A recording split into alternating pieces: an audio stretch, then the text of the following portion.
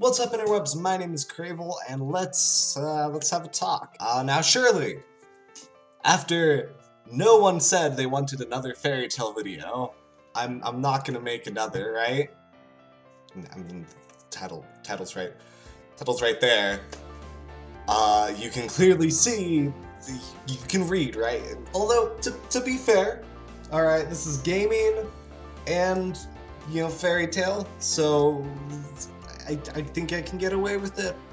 I don't know, no one cares about this. Let's just get straight into the video. Let's go through the cards here. Oh my word. Alright, let's start with Natsu Dragmeal, who I'm sure is the one that most of you guys want to see. He's a 10 mana, 6/7, and changes every card in your hand into a random Dragon Slayer spell. We'll get into what Dragon Slayer spells are once we get through all the others here. But essentially they are powerful 4-mana cards that will allow you to essentially change the game a lot. And gain an extra bonus if you're holding a dragon. Now obviously Natsu, in changing every card, removes any dragons from your hand, so it is something of an all or nothing strategy. If you can draw a dragon, you're in a really good spot. If you can't, you've still got, maybe some answers. It really depends on your luck. Gajiel Red Fox is an 8-mana, 7/6 with Inspire Shuffle a Dragon Slayer spell into your deck. So while he does not give as many cards as Natsu, it's a much safer strategy, and if you can find ways to abuse Inspire, it would give you quite a few Dragon Slayer spells in your deck, which would be valuable down the road and in case of mill situations. Loxus is the strongest out of these three. At least for just sustainable energy. Again, Natsu just kind of goes all out. Gajiel gives you some power down the road. Loxus, when I was making him, I figured he's a guy who's more powerful than both Gajiel and Natsu physically, and has kind of a very sustainable energy and a constant ability to fight. So at 9 mana, he's an 8/8, which again is able to beat both Gajiel and Natsu. And at the end of each of your turns, or rather your turn, not your opponent's, you add a Dragon Slayer spell to your hand, so compare him to Ysera here, basically, but I think that, yeah, it's a pretty good design for him, and it works pretty well. Next we have Cobra, who is a little generic, but you can get him out faster than a lot of the other Dragon Slayers. He's got some pretty good stats, and he has both the Battle Cry and Death Rattle that you get a Dragon Slayer spell. Which obviously has some value, especially with this last one we're going to show off here. Wendy Marvel, and I really wanted to give her a buff effect.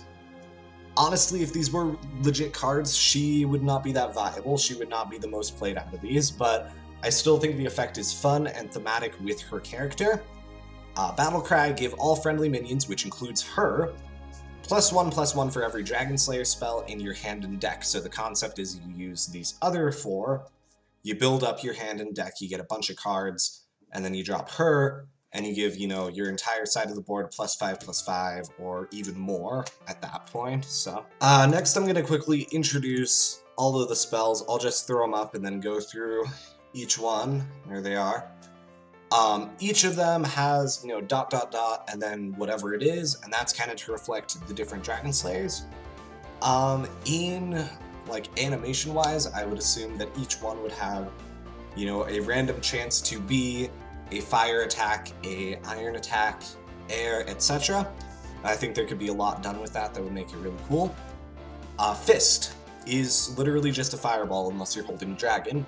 If you are holding a dragon, it is pretty powerful, but Fireball is also a very powerful spell anyways, so I think that's still a good card.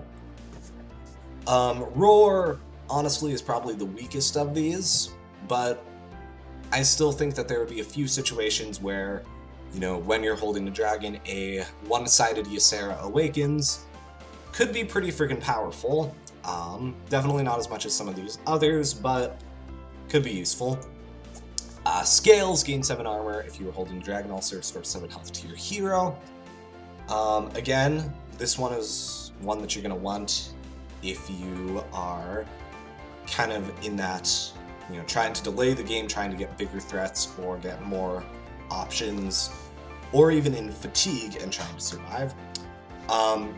Since these guys probably wouldn't see play anyways outside of control situations, I think this would be one of the better spells that they would have accessible to them, despite the fact that when you compare it to Healing Wave and Shield Block, it's really not that good, but it'd still probably be pretty good in the right situations.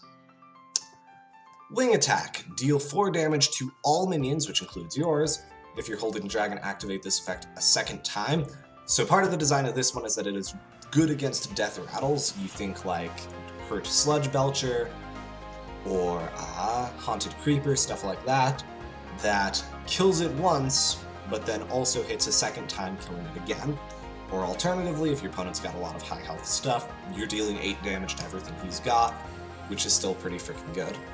Okay, lastly, we have Zancro, who is not a Dragon Slayer, but is a God Slayer with very comparable abilities. And his design kind of reflects this and gives other options to people that want to play Dragon Slayer spells, but not too many dragons in their deck. When he's on the board, all your Dragon Slayer spells trigger as if you were holding a dragon. Now, the thing with that is, each of the Dragon Slayers counts as a dragon. Would Zancro see any play? I honestly am not sure. Because the thing is, especially if you have a deck designed around minions, he's really not that bad. You look at Sylvanas, you look at Emperor Thorson, 6 mana 5/5 isn't as bad as it sounds, and the effect is such that it's reasonably good, especially if you're in a fatigue situation, or if you've played your last Dragon Slayer and you can't use the spells from it. Again, the other way to work around that would be to have Wendy, since she doesn't give any Dragon Slayer spells, but she does count as a dragon, so you can choose to keep spells back as value for her ability, or keep her in your hand for that. Obviously, all of this is theory crafting, but I think there's a lot of fun stuff that these characters would open up. I did rush through these designs a bit, so I know there's some grammar issues, but let me know what you think balancing-wise. Let me know what you think about these cards. Would these be something that you would enjoy to have in-game? Obviously, not in the state that they're in, because Fairy Tail wouldn't mix well with Warcraft, but is the card design a good one? Why or why not? And, yes. Have a great day, everyone. Toodles.